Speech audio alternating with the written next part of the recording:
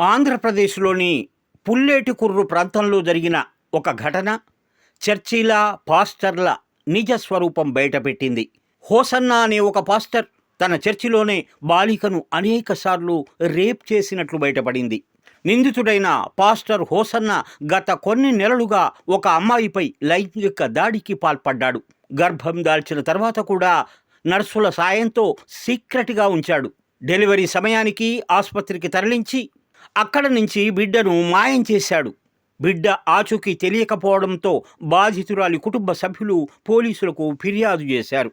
ఈ ఘటన చర్చిలను గుడ్డిగా నమ్మడం ఎంత ప్రమాదకరమో స్పష్టం చేస్తోంది. ఆధ్యాత్మిక పేరుతో సామాన్యులను లోబర్చుకొని వారి అమాయకత్వాన్ని ఆసరాగా చేసుకుని ఇలాంటి అరాచకాలకు పాల్పడడం దారుణం. చర్చిల విషయంలో ప్రజలు అప్రమత్తంగా ఉండాలని అర్థమవుతోంది.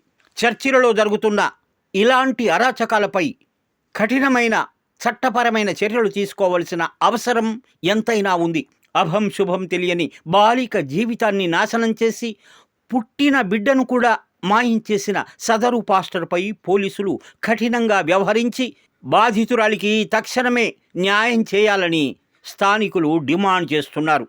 చర్చిలను, పాస్టర్లను గుడ్డిగా నమ్మే ముందు వారి వ్యక్తిత్వాన్ని మరియు కార్యకలాపాలను గమనించడం ప్రతి ఒక్కరి బాధ్యత. My Media, the voice of India.